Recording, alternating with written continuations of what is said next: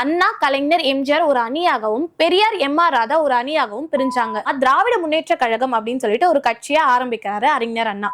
சி.என். அண்ணாதுரை அவர்கள் அப்படின்னா தெரியாதவங்க யாருமே இருக்க மாட்டாங்க. சின்ன குழந்தையில இருந்து பெரியவங்க வரைக்கும் எனக்கு அரசியல் பேசுறாங்கன்னா இதுக்கு ஒரு அழகான கோடு வகுத்தவர் சி.என். அண்ணாதுரை அவர்கள். 1909 காஞ்சிபுரம்ல ஒரு ஏழ்மையான குடும்பத்துல பிறக்கிறாரு.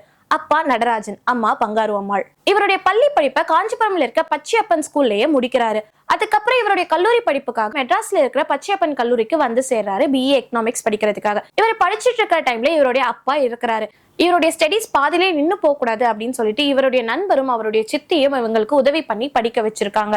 அண்ணாதுரை அவர்களுக்கு சின்ன வயசுல இருந்தே கதை, வசனம், நாடகம், மேடை நாடகங்கள் இயக்குறது அப்படின்னு சொல்லிட்டு அதுல அதிகமா ஆர்வம் காட்டிட்டு இருந்திருக்காரு. ஃபைனலி அவருடைய படிப்பெல்லாம் முடிஞ்சதுக்கு அப்புறம் கோவிந்தப்பன் நாயகன் நடுநிலை பள்ளியில 6 மாத காலங்கள் தமிழ் ஆசிரியரா ஒர்க் பாக்குறாரு.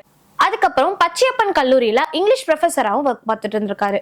அண்ணாதுரை அவர்களுடைய ஃபர்ஸ்ட் பாலிடிக்ஸ் விசிட். அண்ணாதுரைக்கு நீதி கட்சி மேல இருந்த ஈர்ப்புனால தன்னையும் அந்த கட்சியில இணைத்துக் கொண்டார். அந்த கட்சியுடைய கொள்கை பரப்பு செயலாளர் மற்றும் மேடை பேச்சாளராக இருந்தார். அந்த கட்சி பணியில இருக்கும் போது தந்தை பெரியாருடைய நட்பு இவருக்கு கிடைச்சிருக்கு. தந்தை பெரியார் ஆரம்பிச்ச குடியரசு பத்திரிகையில இவர் உதவி ஆசிரியராக இருந்திருக்காரு. அது மட்டும் இல்லாம தந்தை பெரியாருடைய கொள்கைகளால ஈர்க்கப்பட்ட அண்ணாதுரை அவர்கள் அவருடைய தளபதியாக மாறினாரு. காங்கிரஸ் ஆட்சியில இருக்க குளறுபடிகளை மக்களுக்கு எடுத்து விளக்கவும் செஞ்சாரு. காலப்போக்குல நீதி கட்சி அப்படின்றது பெரியார் கிட்ட வந்து சேர்ந்தது.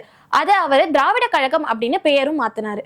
மக்களுக்கு பகுத்தறிவு, சுயமரியாதை, பெண்களுக்கு முன்னேற்றம் அப்படின்னு சொல்லிட்டு பல கொள்கைகளை ஏற்றினாரு. இத நம்மளுடைய அண்ணா தான் அவருடைய பேச்சாற்றல் மூலியமா மக்கள் எல்லார்கிட்டயும் கொண்டு போய் சேர்த்தாரு. இப்போ பெரியார் வெர்சஸ் அண்ணா. அண்ணா கிட்ட எம்ஜிஆர், கருணாநிதி, எஸ்.எஸ்.ஆர்., நெடுஞ்செழியன், அன்பழகன் போன்றவர்கள் அண்ணாவுடைய பேச்சுல இருக்க கருத்துக்களை ஏற்று திராவிட கழகத்துல சேர்ந்தாங்க. இந்த டைம்ல பெரியாருக்கும் அண்ணாக்கும் இடையே கருத்து மோதல்கள் அப்படின்றது ஏற்பட ஆரம்பிச்சது. இந்த டைம்ல தான் அண்ணா, கலைஞர், எம்ஜிஆர் ஒரு அணியாகவும், பெரியார், எம்.ஆர். ராதா ஒரு அணியாகவும் பிரிஞ்சாங்க. பெரியார் தன்னுடைய சொத்துக்கள் வெளியே போக கூடாது அப்படின்றதுக்காக தன்னை கவனிச்சுக்கிட்ட மணி அம்மை அப்படிங்கிறவங்களையே கல்யாணம் பண்ணிக்கிட்டாரு. இதனால அண்ணா அவர்கள் திராவிட கழகத்தில இருந்து வெளியேறினாரு. அண்ணாவின் புதிய கட்சி திராவிட கழகத்திலிருந்து வெளில வந்ததுக்கு அப்புறம் தன்னுடைய தொண்டர்களுடைய உதவின் மூலமா திராவிட முன்னேற்ற கழகம் அப்படின்னு சொல்லிட்டு ஒரு கட்சியை ஆரம்பிக்கிறாரு அறிஞர் அண்ணா. அந்த டைம்ல அந்த கட்சியுடைய கொள்கைகளை பரப்புறதுக்காக கருணாநிதி அவர்கள் மேடை பேச்சுகளிலும், எம்ஜிஆர் அவர்களும், எஸ்.எஸ்.ஆர். அவர்களும் அவர்களுடைய படங்கள் மூலியமாகவும் பாடல்கள் மூலியமாகவும் அவங்களுடைய கொள்கைகளை பரப்புனாங்க. இதோடைய விளைவாக மக்கள் கிட்ட இந்த கட்சி அப்படின்றது ரொம்ப சீக்கிரமா எல்லாருக்கும் போய் சேர்ந்துச்சு. அவர் உருவாக்கின கட்சியை முதல்ல அரசியல்ல போட்டிட்டு 15 இடங்கள்ல வெற்றி பெற்றாரு. ஆனாலும் அவர் பிரதான எதிர்கட்சி ஆகுறதுக்கு ஒரு 100 இலையில அதை மிஸ் பண்றாரு. அண்ணாவின் சிறை பயணம் மற்றும் ஹிந்தி எதிர்ப்பு போராட்டம். அந்த டைம்ல ஆளும் கட்சியா இருந்த காங்கிரஸ் வந்து கட்டாயமா குழத்தொழில் கத்துக்கணும் அப்படின்னு சொல்லியிருக்காங்க. காலையில இருந்து ஆஃப்டர்நூன் வரைக்கும் ஸ்கூல் படிப்பு படிக்கணும், ஆஃப்டர்நூன்ல இருந்து ஈவினிங் வரைக்கும் அவங்களுடைய குழத்தொழில் தான் கத்துக்கணும்னு சொல்லியிருக்காங்க. அது மட்டும் இல்லாம ஹிந்தி மொழி அப்படின்றது கட்டாயம் அப்படின்ற மாதிரி சொல்லப்பட்டுச்சு. இதனால தமிழ்நாட்டுல ஒரு மொழி போரே ஏற்பட ஆரம்பிச்சது. இந்த மொழி போர்ல தென் மாநிலங்கள் மொத்த பேரும் கலந்துக்கிட்டாங்க.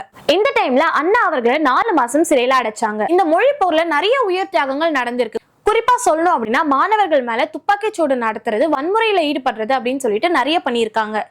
முதல் முறை சட்டசபை. அண்ணா அவர்கள் தேர்தலில் போட்டியிட்டு வெற்றியும் அடைஞ்சாரு. மெட்ராஸ் மாகாணம் அப்படின்னு இருந்த பேரை தமிழ்நாடு அப்படின்னு மாத்தினாரு. அது மட்டும் இல்லாம சுயமரியாதை, மறுமண சட்டம் அப்படின்னு பல சட்டங்களை ஏற்றினாரு.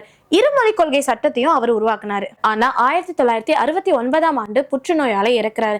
இவருடைய இறப்பு ஊர்வலம் அப்படின்றது கின்னஸ் வேர்ல்டு ரெக்கார்ட்லயே இடம் பிடிச்சிருக்கு. நான் முன்னாடியே சொன்ன மாதிரி இவருக்கு அரசியல்ல மட்டும் இல்லாம கலைத்துறையிலும் அதிகமா ஈடுபாடு கொண்டிருந்தாரு. குறிப்பா திரைத்துறையில. அரசியல்ல இருக்கும் போதே சைட் பை சைடா கதை, வசனங்கள் அப்படின்னு எழுதிட்டு இருந்தாரு.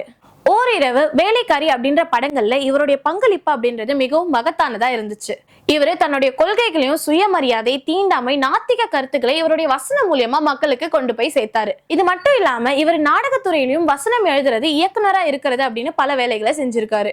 அண்ணா அவர்கள் இறந்ததுக்கு அப்புறமும் அவர் ஏற்றின கொள்கைகள் தான் இன்றளவும் தமிழ்நாட்டை ஆண்டுட்டு இருக்கு. இன்னும் இந்த மாதிரி பல பேருடைய வாழ்க்கை வரலாறு, இன்ட்ரெஸ்டிங்கான தகவலை தெரிஞ்சுக்க மறக்காம நம்ம சேனலை சப்ஸ்கிரைப் பண்ணி வச்சுக்கோங்க.